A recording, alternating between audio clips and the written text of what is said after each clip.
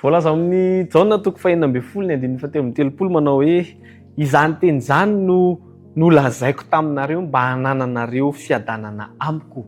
Aty amin'izao tontolo izao no ahitanareo fahoriana nefa matoki izaho efa naharesy izao tontolo izao.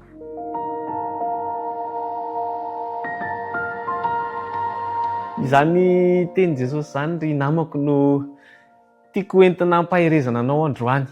Tiako entina ihany koa hamitinana ny lesitsika nandritra ny herinandro.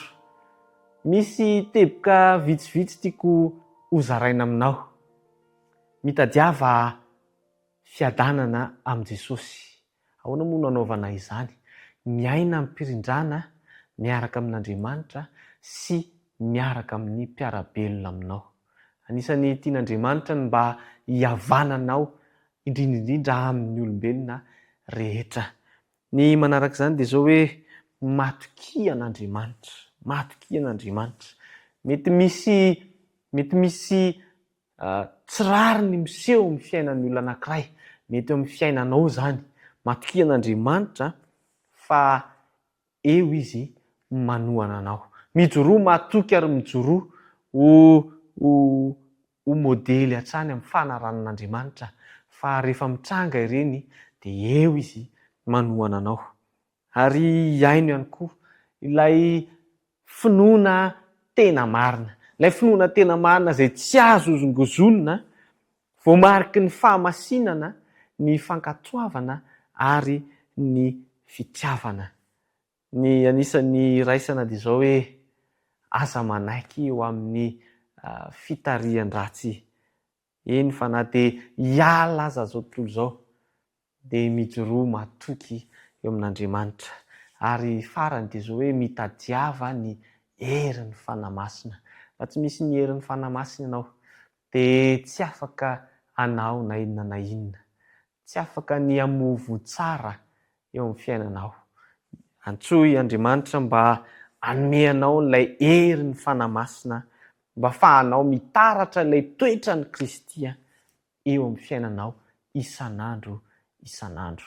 Io toko sy andininy izay voalazan'i Jesosy io amin'ny Jaona toko fahenina ambin'ny folo andininy fahatelo amby telopolo. Dia hoe izany no nolazaiko taminareo mba hanananareo fiadanana amiko. Mifandray betsaka amin'ilay Jaona toko fahatelo ambin'ny folo izany tenin' Jesosy izany hoe aty amin'izao tontolo izao izy no ahitanareo fahoriana nefa matoki izaho efa naharesy izao tontolo izao. Jesosy dia te hanome anao indray ilay fiadanana avy aminy. Faharoa manaraka izany dia ho anao izay mino mety mahatsapa fa mafy ny fitsapana, mety mahatsapa fa mafy ny fanoherana, dia tadio fa eo izy manohana anao mandrakariva. Ary farany dia izao hoe nantsony ianao mba handresy. Matoki izy fa izaho efa naharesy izao tontolo izao. Ary raha miaraka amin'i Jesosy ianao dia omeny Jesosy ianao ihany koa izany fandresena izany.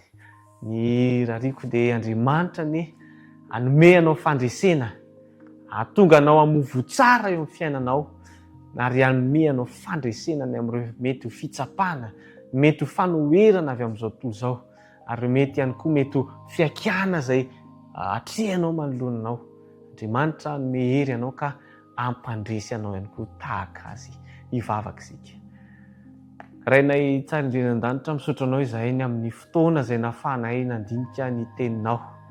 Ka vangio amin'ny fomba manokana ity namako ity. Mety manana olana izy, mety manana fiakiana ka ianao Tompo no ampandalo ny fahatsaranao rehetra amin'izany namako izany, amin'izany zanakao izany, ka mba hanome azy fandresenany ianao. Amin'ny anaran'i Jesosy ilay zokinay, ilay mahery indrindra izay mampandresy anay isaky ny iray mandinikana, no hanonana izany vavaka izany. Amen.